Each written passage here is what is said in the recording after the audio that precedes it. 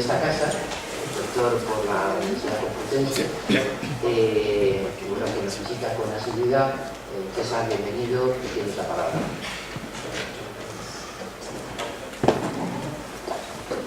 Muchas gracias, querido decano.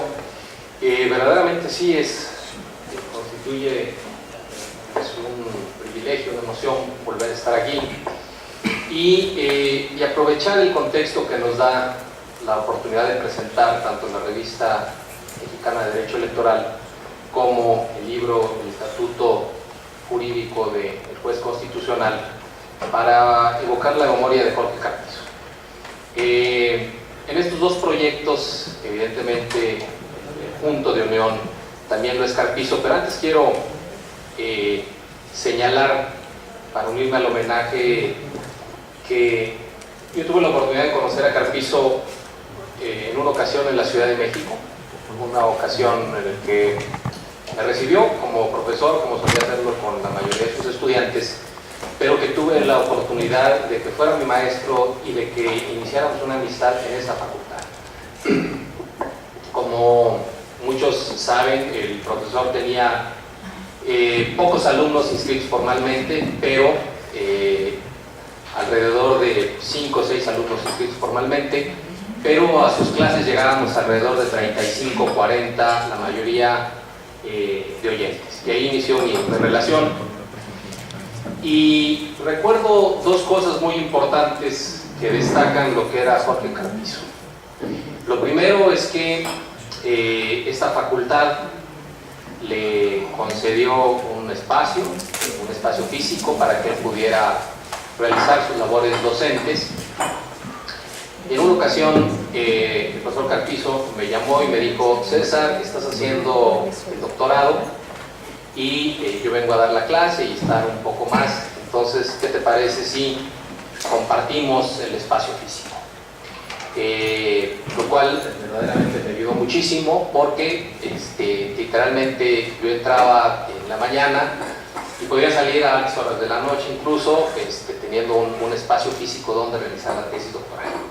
Ese es el primer recuerdo que tengo de Carpizo. Lógicamente después hicimos una amistad amplia, profunda, que la trasladamos a la Ciudad de México, que me permitió conocerlo, me permitió saber lo que era como persona, lo que era como profesor, lo que era como hombre de Estado, lo que era como humanista, lo que era como gran embajador de México en el mundo, lo que era como conocedor del arte, de la cultura, del mundo.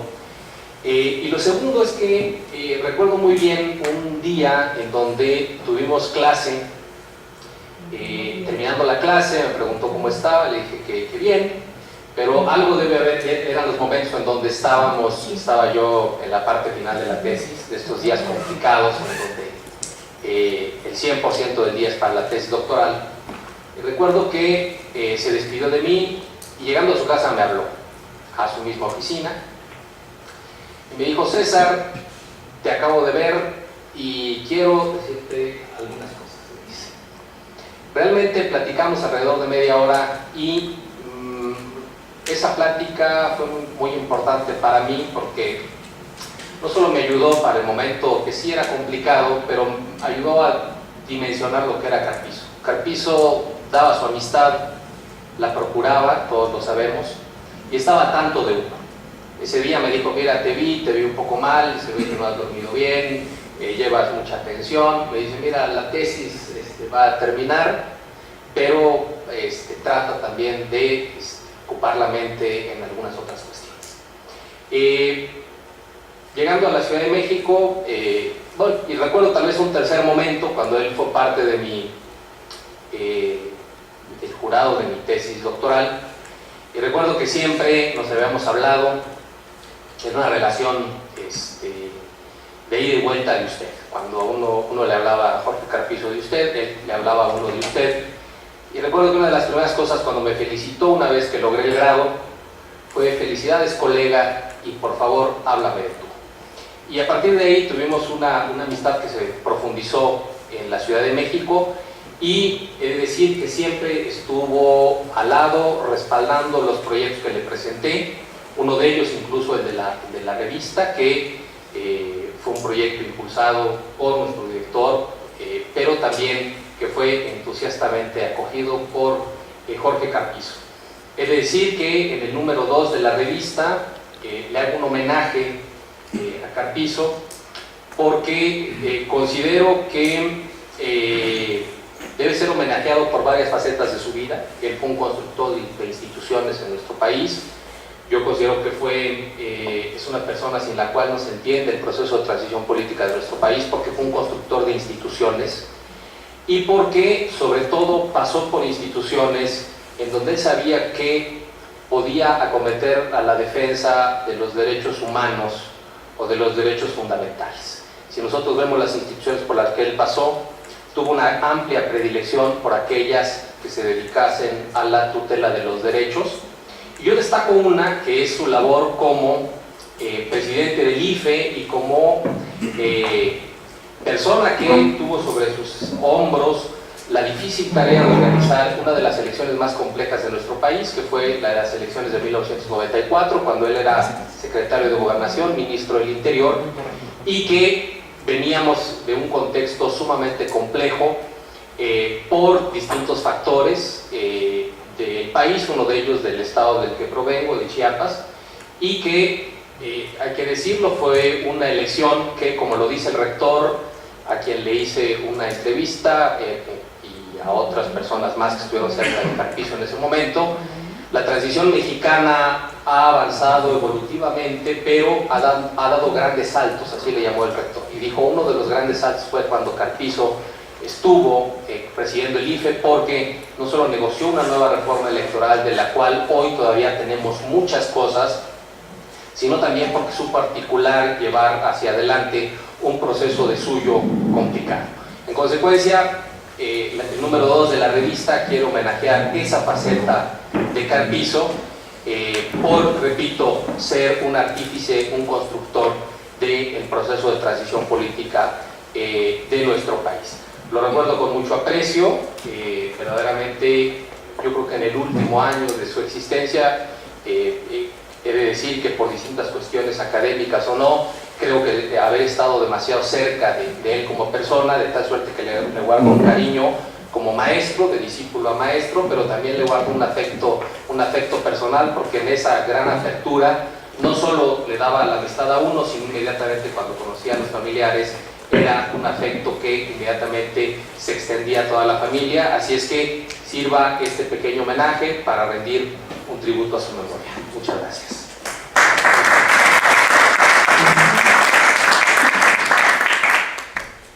Muchas gracias, César. Tiene ahora la palabra, que iba a hablar en 2 ocasiones, el doctor Fisfierro, ahora como coautor del libro, como coeditor de un libro homenaje al maestro Carpizo.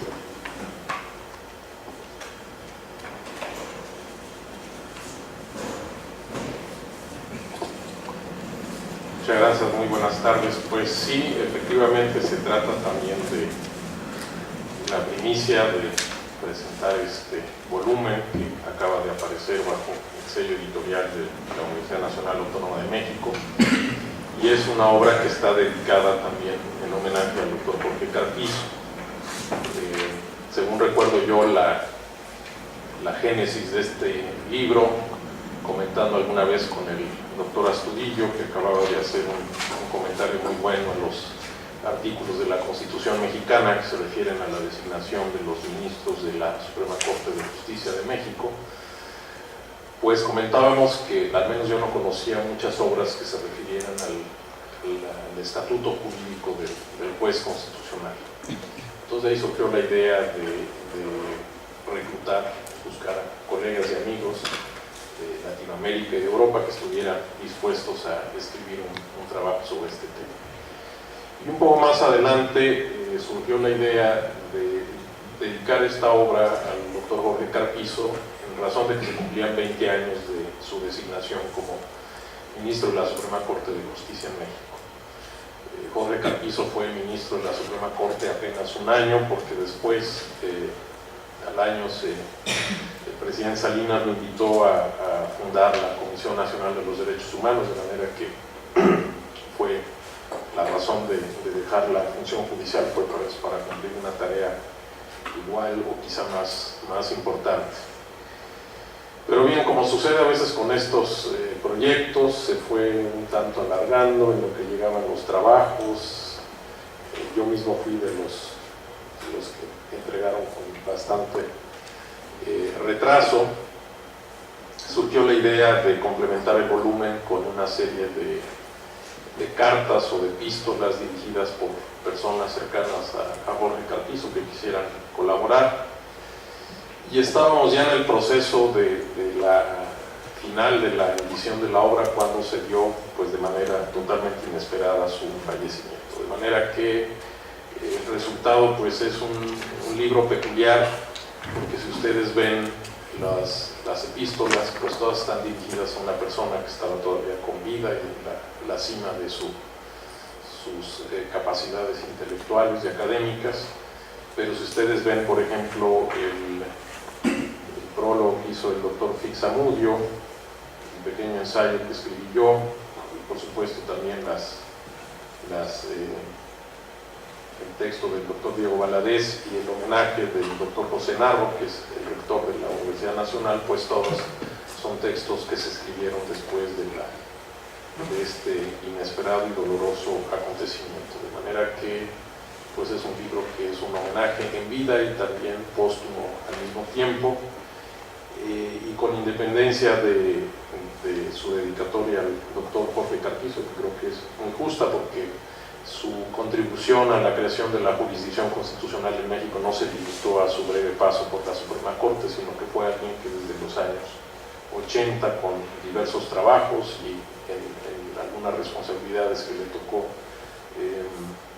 desempeñar, pues siempre estuvo impulsando esta idea de que nuestra Suprema Corte tenía que convertirse en una jurisdicción constitucional, de manera que creo que es la vinculación suya con la figura del juez constitucional es muy estrecha, y en este sentido creo que es un libro que, independientemente de sus méritos académicos y de contenido, pues es un libro que estará vinculado de una manera muy especial a su memoria. Muchas gracias.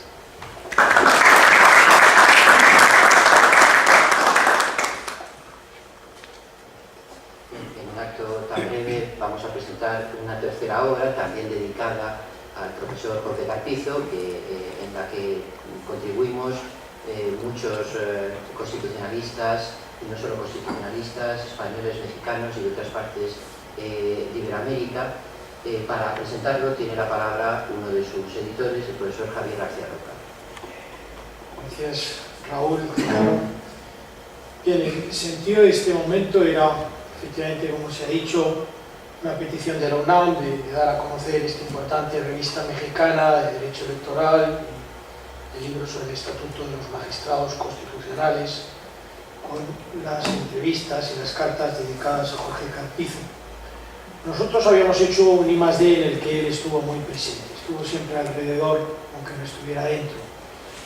Ese libro, que se ha editado hace muy poco, es el diálogo entre los sistemas europeo y americano de derechos humanos, que hemos coordinado Raúl Canosa, Pablo Santolaya, un internacionalista, Pablo Antonio Fernández y yo mismo. Y estando corrigiendo pruebas, ocurrió la inesperada desaparición de Jorge y decidimos dedicarlo a Jorge en una dedicatoria que nos parece hermosa. Recuerdo de nuestro amigo y maestro Jorge Carpizo, mexicano, español, iberoamericano. Decano, hace un instante se me ha despistado y me ha dicho: Jorge tenía la doble nacionalidad, y he dicho no, pero la merecía. Eran las tres cosas a la vez, como luego dijeron el mundo español. Confío en que eso no moleste a mis amigos mexicanos. Y este era el fruto de un tercer I+D. Aquí hay un grupo muy grande de personas que digamos ya, este es el cuarto I+D, es mejor no contar los años. Primero hicimos un comentario al Convenio Europeo de Derechos Humanos, que se ha hecho 2 ediciones y se acaba de editar un resumen en inglés, Europe of Rights, que ha editado Martin Nijhoff. Después un libro de integración europea a través de derechos fundamentales, en que nos planteábamos no la explicación de los derechos, sino su interpretación, el cumplimiento cumplimiento y el efecto de las sentencias. Por cierto, sobre esto hemos obtenido un cuarto I+D. Intentamos comparar el impacto de las sentencias de la Corte Interamericana y del Tribunal Europeo, I+D, en el que está bastante interesado la propia Corte y la comisión que preside otro buen amigo de Jorge Carpizo, Jesús Orozco. Bueno, Jorge estuvo en esto desde el principio, ¿no? Nos logró todo el apoyo de la UNAM, al que agradezco ahora a Héctor Fisierro, porque hacer constantes desplazamientos a México, a San José de Costa Rica, donde fue el acto final, y llevamos magistrados del Tribunal Europeo a la Corte, pues fue muy costoso. El apoyo de la UNAM por medio de Jorge Carpizo y de Fisierro pues fue decisivo. Y en la primera reunión de trabajo que tuvimos en México decidimos hacer 2 libros, uno que se llamara La América de los Derechos, a imagen y semejanza del comentario que habíamos hecho nosotros, Europa de los Derechos, el mismo método, pero que decidimos que no participáramos en ella los europeos, para que fuera un comentario a la América de los Derechos hecha por los americanos, y este otro libro, el diálogo ya entre los sistemas europeos y americanos con personas de los dos países. Comenzamos, por tanto, en una reunión en México. Una reunión que fue muy interesante porque yo pensé que jamás nos íbamos a poner de acuerdo. Si me permite la anécdota, cuando Sergio García Ramírez presentó las medidas de reparación que emplea la Corte Interamericana de Derechos Humanos, tan variadas, tan imaginativas, sobre tantas cosas, pues yo, quizás imprudentemente, le dije, yo no me imagino al Tribunal Europeo de Derechos Humanos haciendo esto. Y Sergio García Ramírez me contestó, y yo no me imagino a la Corte de San José sin dejar de hacerlo. Estaba dando a entender la necesidad, en un contexto distinto, de que la Corte Interamericana fuera activista, fuera garantista, tuviera una aproximación distinta a la europea.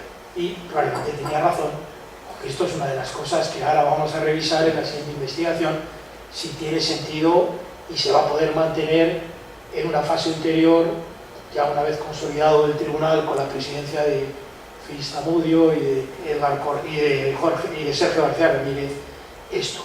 Recuerdo la anécdota porque almorzando más tarde en casa de Sergio García Ramírez con Jorge Carpizo y Eduardo Ferrer y Pablo Santolaya, nos reímos mucho sobre esto.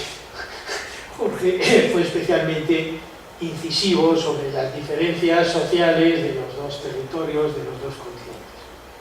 Después, superada la fase de temor de que no íbamos a poder hacer un comentario conjunto, nos reunimos en Sevilla con ponencias separadas. Hubo un ponente europeo y un ponente americano en cada tema.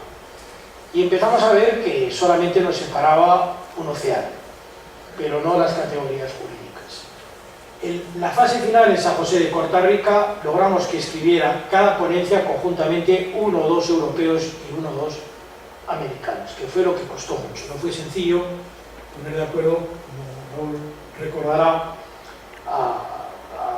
a Sergio García Ramírez y a Claudio Sanguí, un catedrático internacional, o a Edgar Corzo y a Ana Salado, una catedrática de Sevilla, de Internacional Público, que estudiaron las medidas cautelares, y menos aún a César Landa, de Perú, a Eduardo Ferraer, de México, y a Colar Aranguena, que estudiaron el proceso de Viena. Pero conseguimos dialogar en el libro, es decir, que este libro se escribiera por ponentes de los dos hemisferios que fusionaran sus categorías, y llegamos al convencimiento de que realmente es posible un trabajo en red.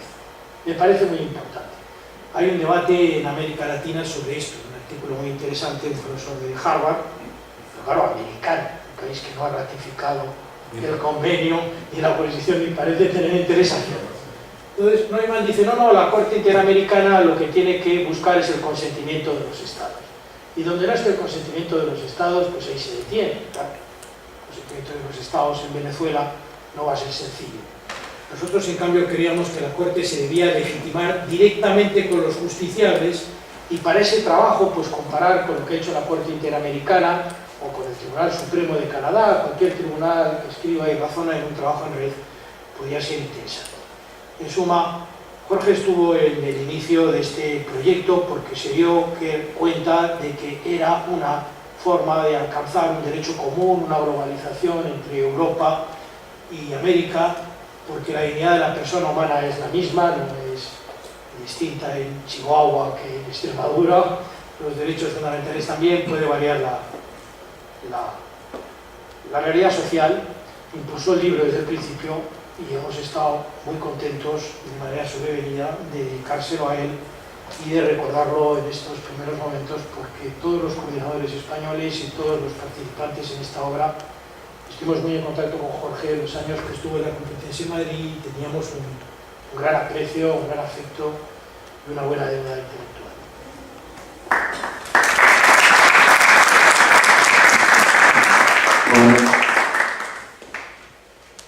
Simplemente recordar, apuntar que yo escribí mi parte con el profesor Edacoso y también con el profesor Cristianudio, que inspiró muchísimo nuestras, como no podía ser de otra manera, y efectivamente es solamente un primer eslabón de unas relaciones con el Instituto de Investigaciones Jurídicas que se remonta, ¿no? El primer eslabón es en esta etapa de realizaciones que ya vienen, que son el fruto de una viejísima relación entre el Instituto de Investigaciones Jurídicas y esta casa de estudios, como bien sabe, de otras personas que la inspiraron y que la siguen inspirando, como el profesor Diego Valadez, que aquí nos acompaña.